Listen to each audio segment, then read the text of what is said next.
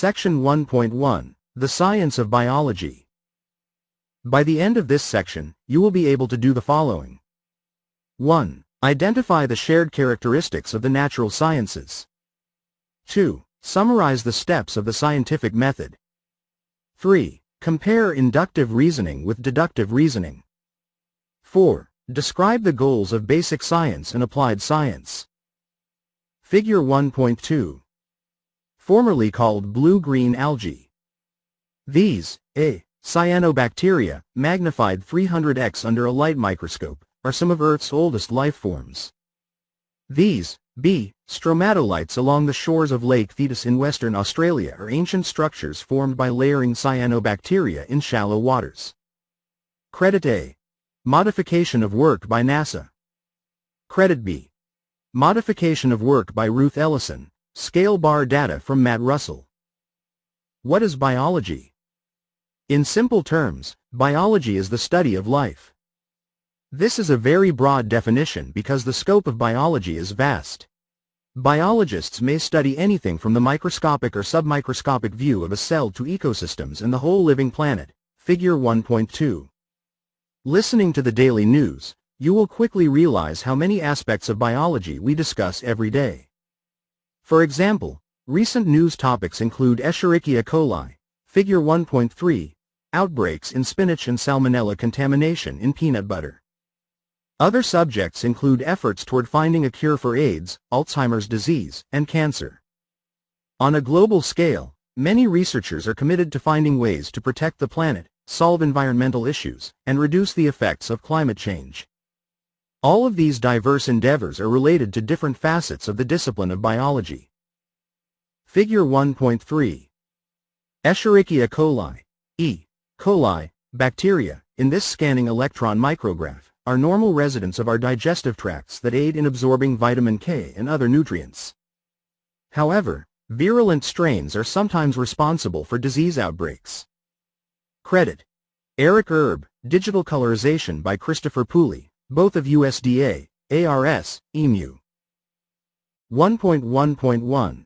The process of science.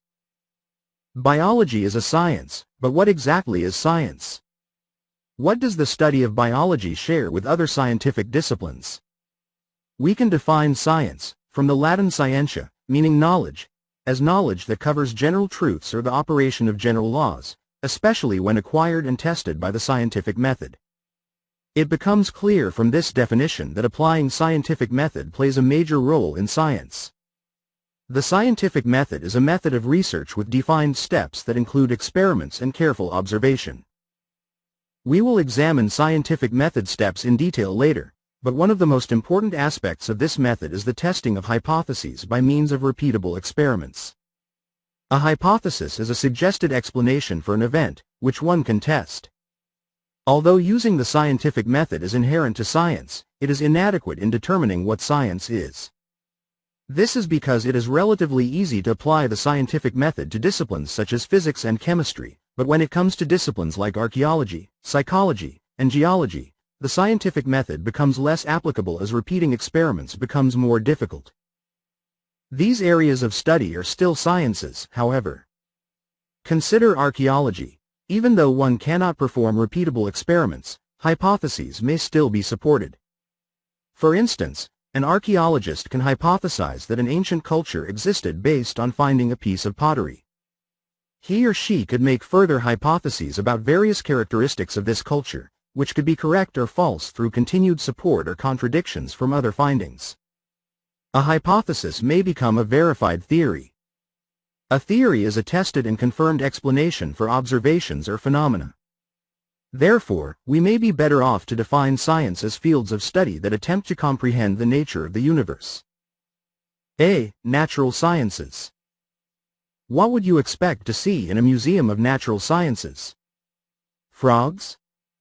Plants? Dinosaur skeletons? Exhibits about how the brain functions? A planetarium? Gems and minerals? Maybe all of the above? Science includes such diverse fields as astronomy, biology, computer sciences, geology, logic, physics, chemistry, and mathematics. Figure 1.4.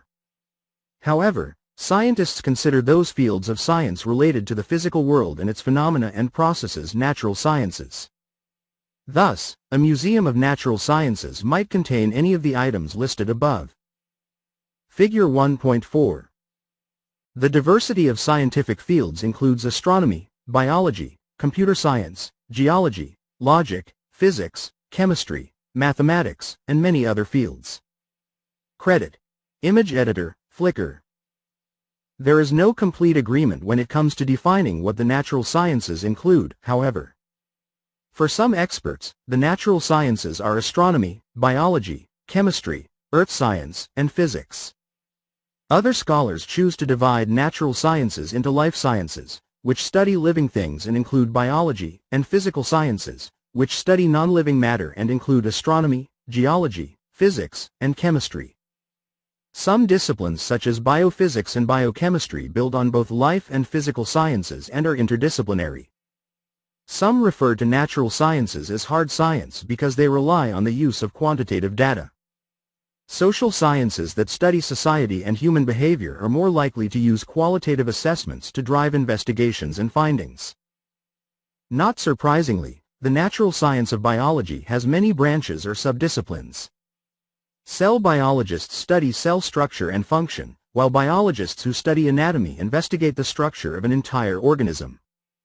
Those biologists studying physiology, however, focus on the internal functioning of an organism. Some areas of biology focus on only particular types of living things. For example, botanists explore plants, while zoologists specialize in animals. B. Scientific reasoning.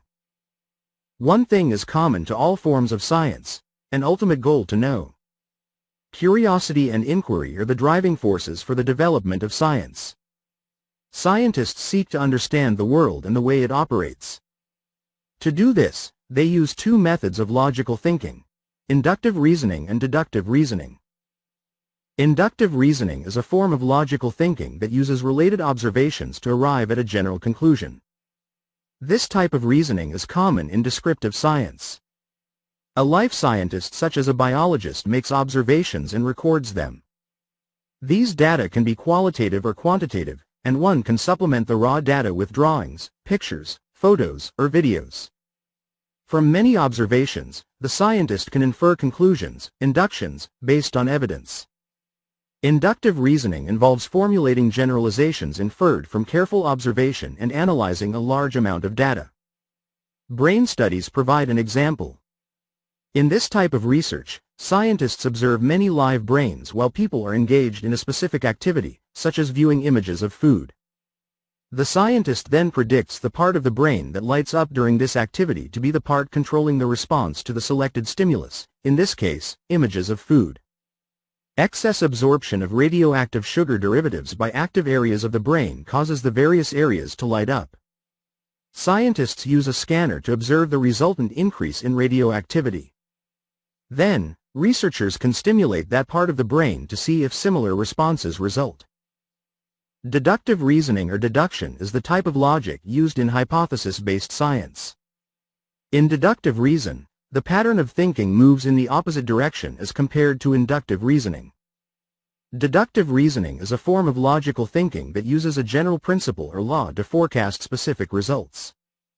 From those general principles, a scientist can extrapolate and predict the specific results that would be valid as long as the general principles are valid. Studies in climate change can illustrate this type of reasoning. For example, scientists may predict that if the climate becomes warmer in a particular region, then the distribution of plants and animals should change. Both types of logical thinking are related to the two main pathways of scientific study: descriptive science and hypothesis-based science.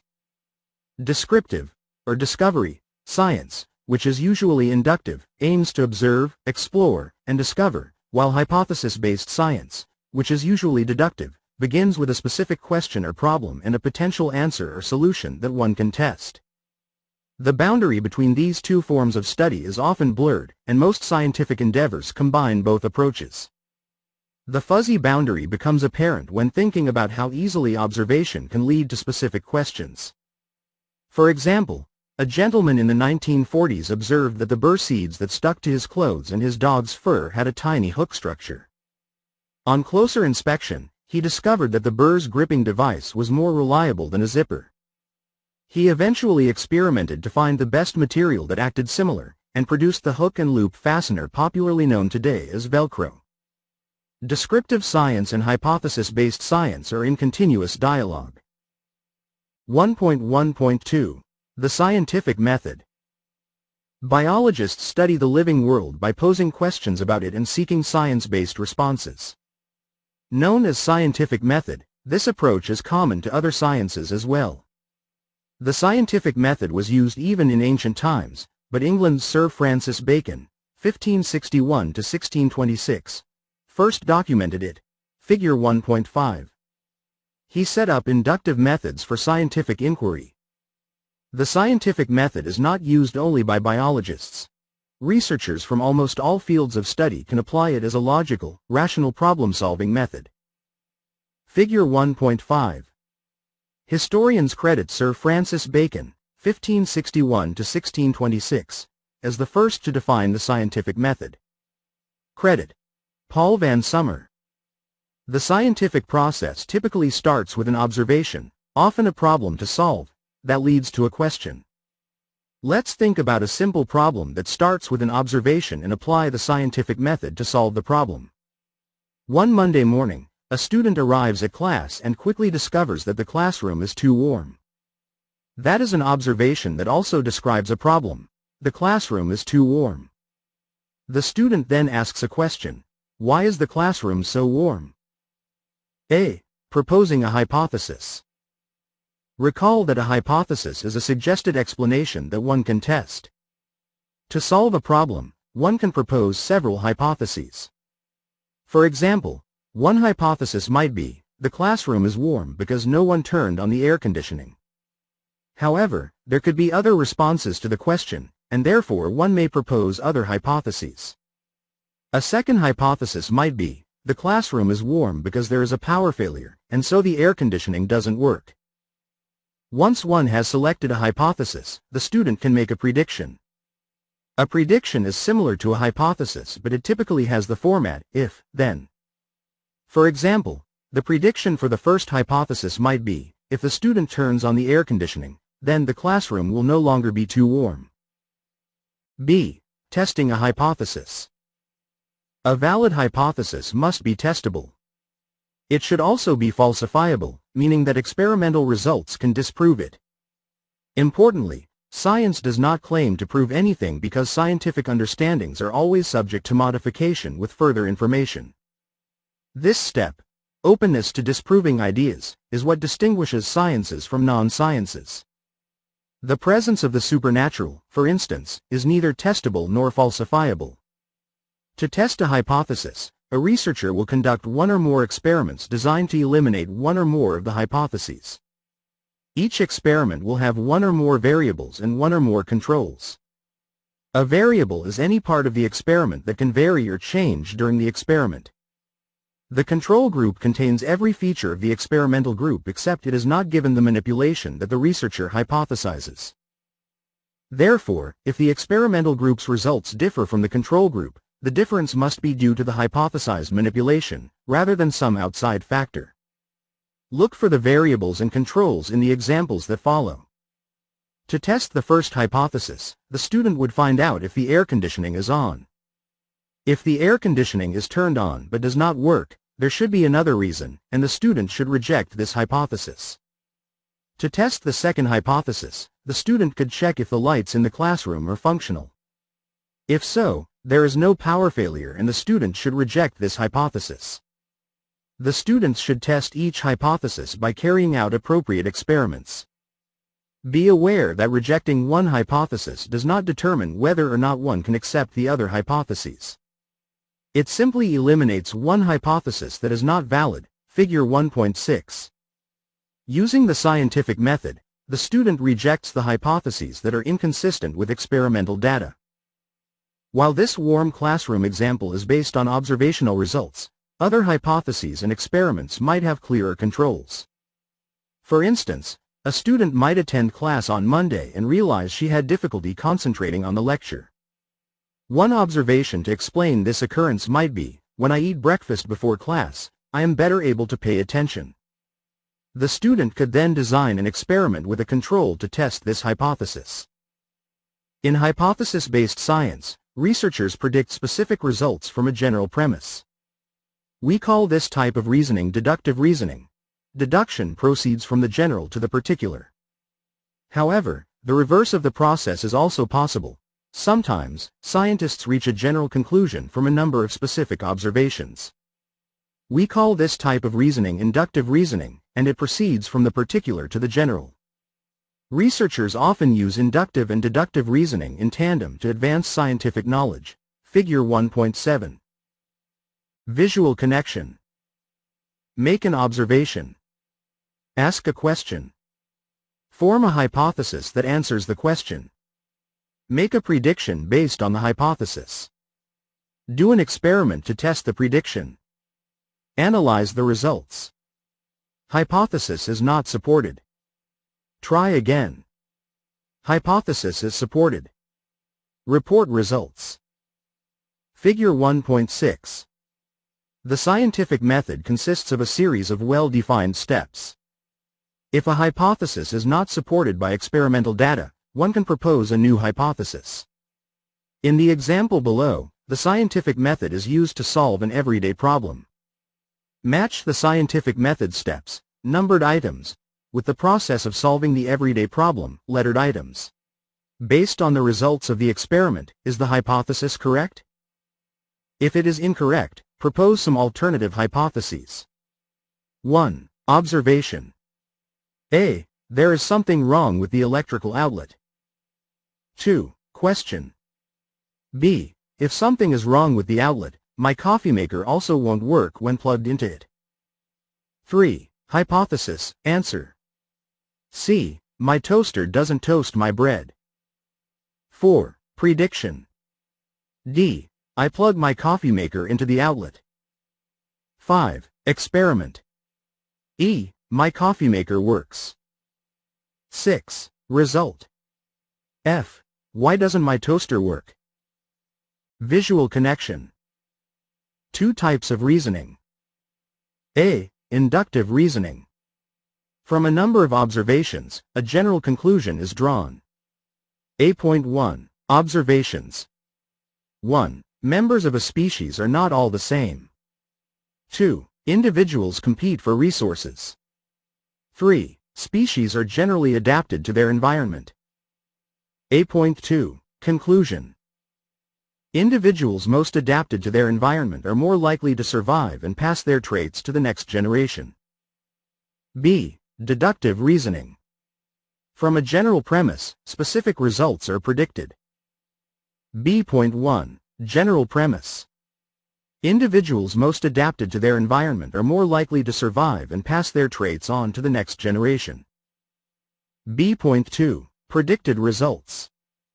If the average temperature in an ecosystem increases due to climate change, individuals better adapted to warmer temperatures will outcompete those that are not. Figure 1.7. Scientists use two types of reasoning, inductive and deductive reasoning, to advance scientific knowledge. As is the case in this example, the conclusion from inductive reasoning can often become the premise for deductive reasoning. Decide if each of the following is an example of inductive or deductive reasoning. 1. All flying birds and insects have wings. Birds and insects flap their wings as they move through the air. Therefore, wings enable flight. 2. Insects generally survive mild winters better than harsh ones. Therefore, insect pests will become more problematic if global temperatures increase. 3. Chromosomes, the carriers of DNA, are distributed evenly between the daughter cells during cell division. Therefore, each daughter cell will have the same chromosome set as the mother cell. 4. Animals as diverse as humans, insects, and wolves all exhibit social behavior. Therefore, social behavior must have an evolutionary advantage. The scientific method may seem too rigid and structured. It is important to keep in mind that, Although scientists often follow this sequence, there is flexibility. Sometimes an experiment leads to conclusions that favor a change in approach. Often, an experiment brings entirely new scientific questions to the puzzle. Many times, science does not operate in a linear fashion. Instead, scientists continually draw inferences and make generalizations, finding patterns as their research proceeds. Scientific reasoning is more complex than the scientific method alone suggests. Notice, too, that we can apply the scientific method to solving problems that aren't necessarily scientific in nature. 1.1.3. Two types of science: basic science and applied science. The scientific community has been debating for the last few decades about the value of different types of science. Is it valuable to pursue science for the sake of simply gaining knowledge, or does scientific knowledge only have worth if we can apply it to solving a specific problem or to bettering our lives? This question focuses on the differences between two types of science: basic science and applied science. Basic science or pure science seeks to expand knowledge regardless of the short-term application of that knowledge.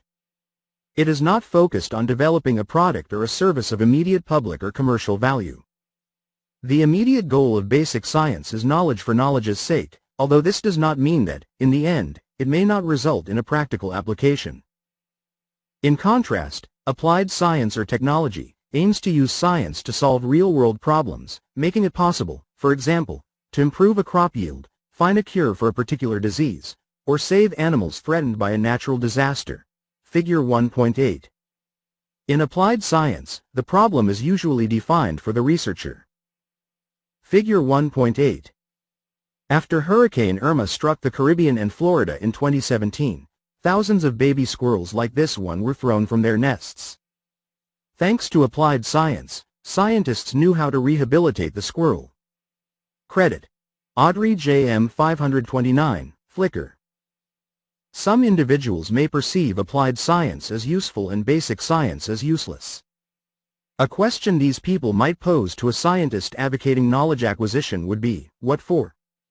However, a careful look at the history of science reveals that basic knowledge has resulted in many remarkable applications of great value. Many scientists think that a basic understanding of science is necessary before researchers develop an application. Therefore, applied science relies on the results that researchers generate through basic science. Other scientists think that it is time to move on from basic science in order to find solutions to actual problems. Both approaches are valid. It is true that there are problems that demand immediate attention. However, scientists would find few solutions without the help of the wide knowledge foundation that basic science generates. One example of how basic and applied science can work together to solve practical problems occurred after the discovery of DNA structure led to an understanding of the molecular mechanisms governing DNA replication. DNA strands, unique in every human, are in our cells, where they provide the instructions necessary for life. When DNA replicates, it produces new copies of itself, shortly before a cell divides. Understanding DNA replication mechanisms enabled scientists to develop laboratory techniques that researchers now use to identify genetic diseases, pinpoint individuals who were at a crime scene, and determine paternity. Without basic science, it is unlikely that applied science would exist.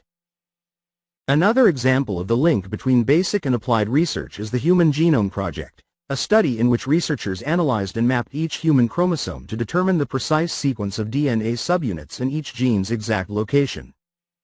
The gene is the basic unit of heredity represented by a specific DNA segment that codes for a functional molecule. An individual's complete collection of genes is his or her genome.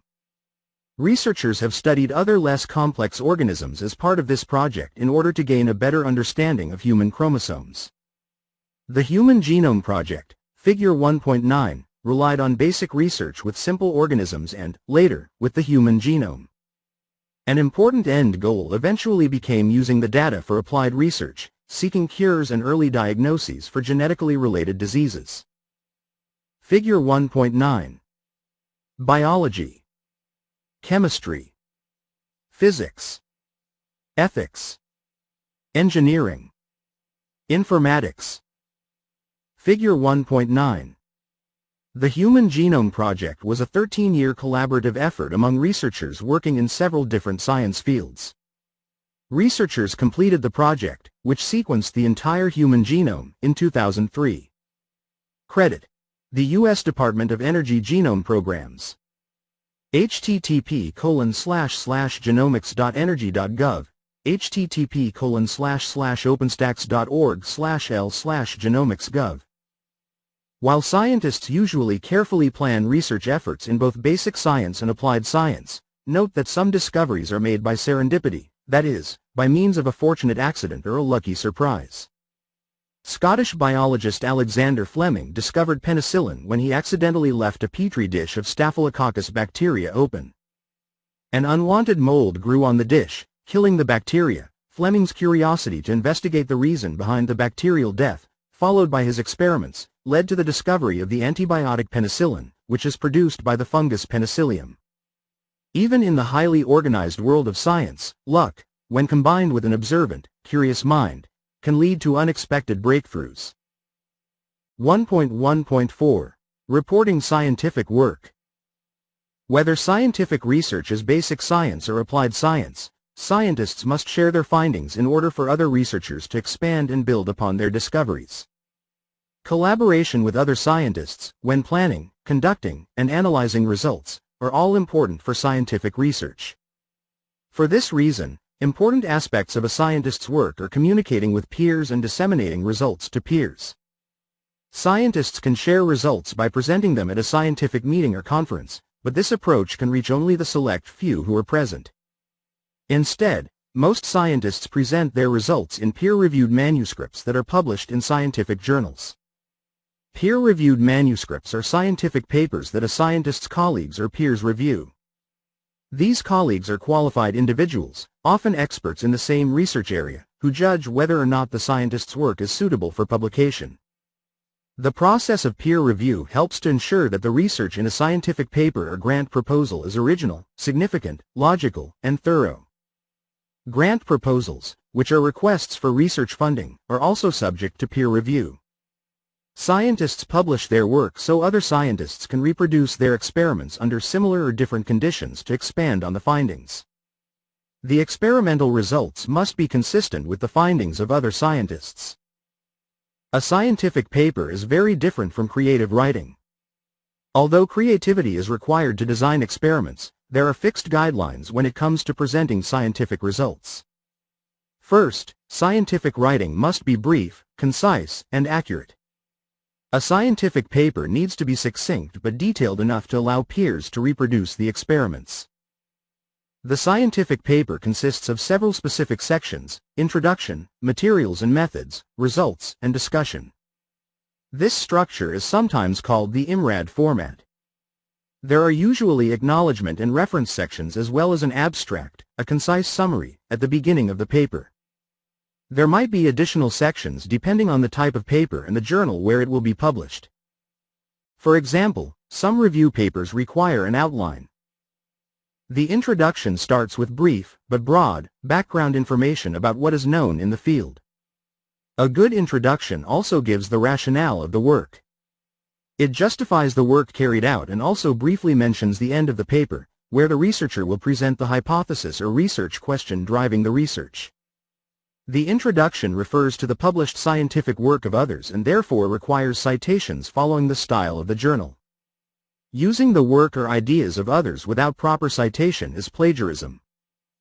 The materials and methods section includes a complete and accurate description of the substances the researchers use, and the method and techniques they use to gather data. The description should be thorough enough to allow another researcher to repeat the experiment and obtain similar results, but it does not have to be verbose.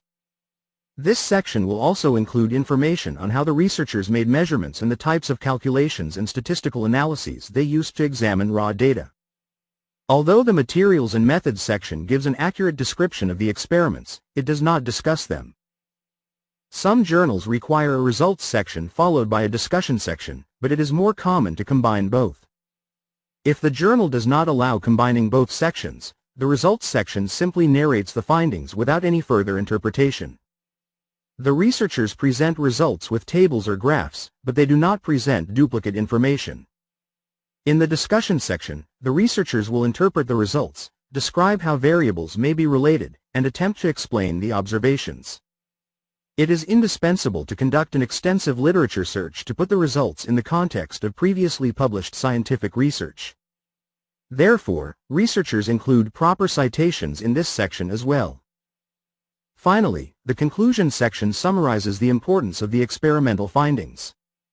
While the scientific paper almost certainly answers one or more scientific questions that the researchers stated, any good research should lead to more questions.